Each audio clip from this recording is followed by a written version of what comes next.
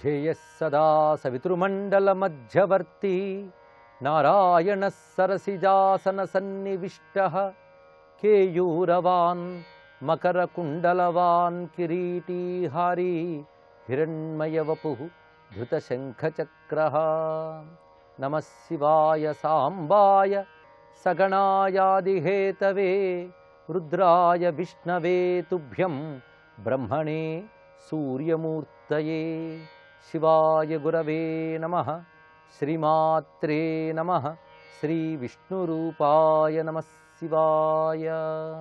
ETV ప్రేక్షకులకు మకర సంక్రమణ శుభాకాంక్షలు.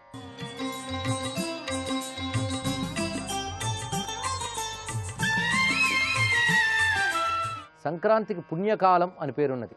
అసలు పుణ్యకాలం అంటే ఏమిటి ఇది తెలుసుకునే ముందు, కాలం అంటే అందరికీ తెలుసు. పుణ్యం అంటే ఏ కర్మ చేయడం వల్ల మనం పవిత్రులమవుతామో దానికి పుణ్యం అని పేరు.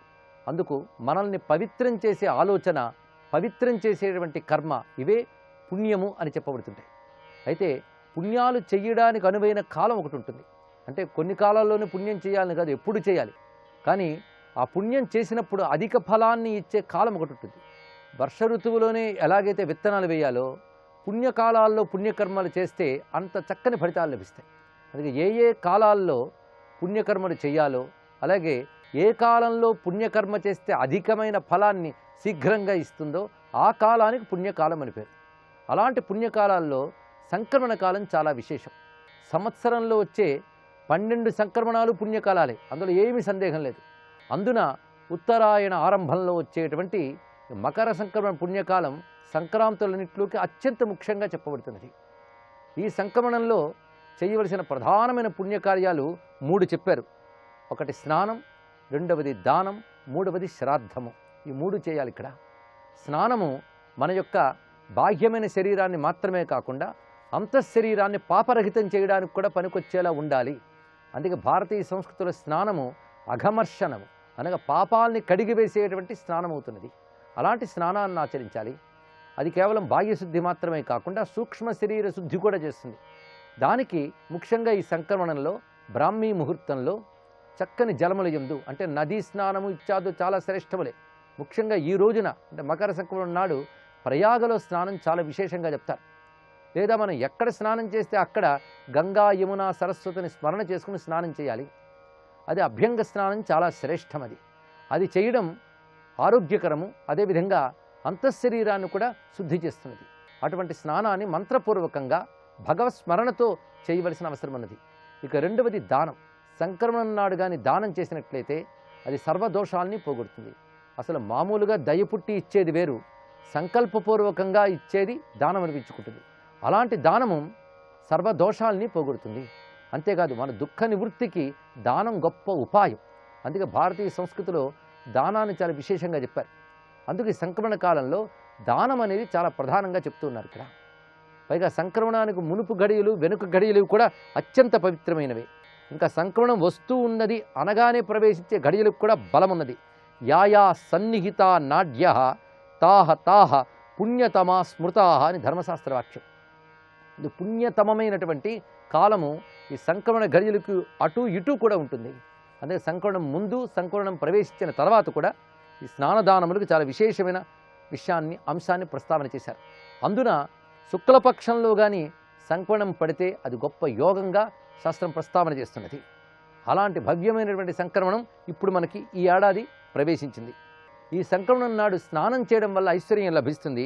పైగా స్నానం కానీ అది కూడా మంత్రపూర్వకంగా లేదా భగవన్నామ స్మరణతో అభ్యంగ స్నానం కానీ చెయ్యకపోతే అది దారిద్ర్యాన్ని ఇస్తుంది అనే వాక్యం కూడా శాస్త్రం చెప్తున్నది. రవిసంక్రమణే ప్రాప్తే నస్నాయాద్యస్తు మానవ సప్తజన్మ సురోగిస్యా నిర్ధనశ్చైవ జాయతే. అందుకు ఆరోగ్యానికి, ఐశ్వర్యానికి స్నానం ముఖ్య కర్తవ్యంగా చెప్పారు.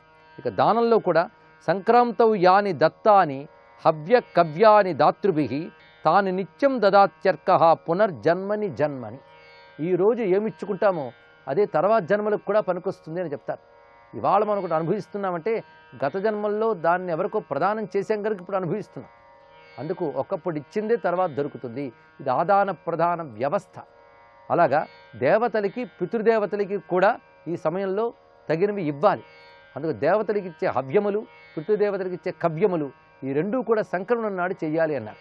అందుకే శ్రాద్ధం అనేది పితృకర్మ, అది సంక్రమణం నాడు చాలా ప్రధానంగా చెప్పారు. శ్రాద్ధాధికాలు చేయలేనటువంటి వారు కనీసం తర్పణలైనా చేయాలి, ఇది తెలుసుకోవాలి.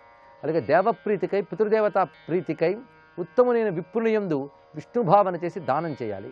అలా దానం చేయడం వల్ల కూడా అది వస్త్రము, తిలలు మొదలైనటువంటి దానములు చేయడం వల్ల అతడికి ఈ జన్మలో తర్వాత జన్మల్లో కూడా ఐశ్వర్యాలు లభిస్తాయని శాస్త్రం చెప్పినటువంటి ఒక చక్కని వాక్యం. అటుపై చెప్తున్నటువంటిది ప్రధానంగా తిలదానం అనేది విశేషం. ఇక్కడ ఈ తిలదానం సమంత్రకంగా సంకల్పంగా చేసే దానం మాత్రమే కాకుండా శుభాకాంక్షలు చెప్తూ ఆ తిలలు బెల్లము కలిపి ఇచ్చుకోవడం కనబడుతుంది. అప్పుడు తెల్ల నువ్వులే ఇస్తారు. అది స్నేహంగా కూడా ఇవ్వడం కనబడుతుంటుంది. ముఖ్యంగా కర్ణాటక మొదలైన ప్రాంతాల్లో ఈ తిలదానం అనేది చాలా ప్రధానంగా చెప్పారు. అందుకే ఈ సంక్రాంతికి పేరే తిల సంక్రాంతి అని ఒక పేరున్నది. అందుకు వంటల్లో కూడా నువ్వులు వాడడం, ఆ నువ్వులతో వండిన వంటలు భగవంతుడికి నివేదన చేయడం, అదేవిధంగా నువ్వుల నూనెతో దీపం వెలిగించి భగవంతునికి సమర్పించడం. ఆ నువ్వుల నూనె దీపాలు వీలైనంత అధిక సంఖ్యలో శివుని వద్ద పెట్టినట్లయితే సర్వగ్రహదోషాలు పోతాయని శాస్త్రం చెప్తున్నటువంటి గొప్ప వాక్యం. పైగా తిలదానం ఎలా చెయ్యాలో కూడా శాస్త్రంలో వర్ణించారు. రాగి పాత్ర యందు తిలలు వేసి వాటిని దానం చేయాలి. అప్పుడు సంకల్పం వాంగ్మన కాయజ త్రివిధ పాపనాశన పూర్వకం బ్రహ్మలోకావాప్తి కామ తిలపాత్రదానం కరిష్యే అని సంకల్పం చెప్పుకుని మనస్సుతో, మాటతో, శరీరంతో చేసిన త్రికరణ పాపాలు పోవడానికై, బ్రహ్మలోక ప్రాప్తికై తిలదానం చేస్తున్నాను అనే సంకల్పంతో దేవదేవ జగన్నాథ వాంఛితార్థ ఫలప్రద తిలపాత్రం ప్రదాస్యామి తవాగ్రే సంస్థితో హ్యహం అని ఆ తిలపాత్రపై సువర్ణాన్ని కూడా పెట్టి దానం చేయవచ్చు అని శాస్త్రం చెప్తున్నటువంటి గొప్ప అంశం. అలాగే బంధుమిత్రుడితో తిలలు పంచుకోవడం కూడా శుభాకాంక్షలు చెప్పేటువంటి ఒకానొక వైనం. కర్ణాటక లాంటి ప్రాంతాలు ఇది కనబడుతుంటుంది.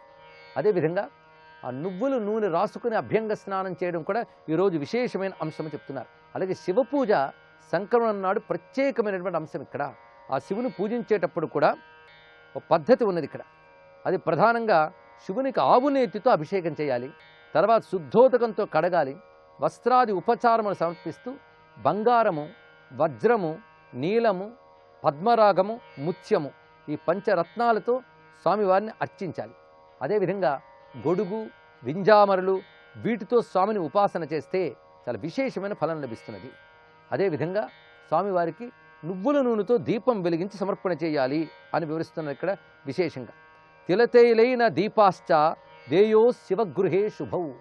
ఇది ఇంట్లో శివపూజ చేసి కూడా వెలిగించవచ్చు. దేవాలయాల్లో కూడా, శివాలయాల్లో నువ్వుల నూనె వెలిగించడం చాలా శ్రేష్టము అని చెప్తున్నారు ఇక్కడ. తిలపూర్వ మనడ్వాహం దత్వారోగై ప్రముచ్యతే. అదేవిధంగా వృషభదానం, గోదానం కూడా తిలలతో కలిపి చేయాలని చెప్పారు. ప్రత్యేకించి సూర్య పూజ కూడా ఈరోజు వివరంగా చెప్తారు. ఆ సూర్యుని పూజించేటప్పుడు స్ఫటిక బింబమునందు సూర్యుని ఆవహింపజేసి పూజించడం అన్నది, అలాగే రక్తచందనంతో సూర్యబింబాన్ని లిఖించి కూడా పూజించడం అన్నది. సూర్య విగ్రహాన్ని కూడా శాస్త్ర ప్రకారంగా ఆరాధించవచ్చు. ఆ సమయంలో సూర్యబింబానికి ఆవు పాలతో అభిషేకం చేసినట్లయితే దివ్యమైనటువంటి వైభవం ఇహలోకంలో లభించడమే కాకుండా సూర్యలోక ప్రాప్తి కూడా కలుగుతుంది అని వివరిస్తున్నారు ఇక్కడ. అంత పవిత్రమైనటువంటి ఈ రోజున ఈ దానానికి, శ్రాద్ధానికి మాత్రమే కాకుండా జప హోమాదులకు కూడా చాలా విశేషమైన అంశం అన్నది. అదే జప అర్చన హోమములు అవి కూడా సంక్రమణ కాలంలో చేసినట్లయితే బహుకాల భగవదర్చన చేసిన ఫలం లభిస్తుంది ఇక్కడ. అందుకే సంక్రమణ నాడు ప్రయత్నపూర్వకంగా ప్రత్యేక పూజలు చేస్తారు. ఇంకా ఈ రోజున ఏది చేసినా అక్షయ ఫలం ఇస్తుంది. అందుకే ముత్తైదువులు పసుపు కుంకాలు పేరంటాలకు పంచడం కూడా కొన్ని ప్రాంతాల్లో కనబడుతుంది. ఇది అక్షయమైనటువంటి ముత్తైదుతనాన్ని ప్రసాదిస్తుంది. పైగా ఏదైనా లేదనకుండా ఇవ్వవలసిన రోజు ఈ సంక్రమణ తెలుసుకోవాలి. దానం అనే లక్షణం ప్రతి చోట కనబడుతుంది. అందుకే ఇచ్చిపుచ్చుకునేటువంటి అద్భుతమైన వ్యవస్థ సంక్రమణ కాలంలో మనకు కనబడుతున్నటువంటి ప్రక్రియ. అదేవిధంగా పాలను పొంగించి సూర్యునికి నివేదించడం కూడా ఈరోజు చేస్తారు రథసప్తమి వలెనే. అందుకు సూర్యారాధన ప్రధానంగా తీసుకుని అటు లక్ష్మీనారాయణుని, ఇటు శివపార్వతుల్ని ఆరాధించే మహాపర్వం. అమ్మవారి ఆరాధనలో సంక్రమణానికి ప్రత్యేకమైన స్థానం ఉంది కనుక ఈరోజు దేవీ అర్చన కూడా విశేష ఫలప్రదాయకము. అటువంటి ఈ సంక్రమణ కాల సూర్య భగవానికి నమస్కరిస్తూ సర్వం శ్రీ సాంబశివ చరణారవిందార్పణమస్తు.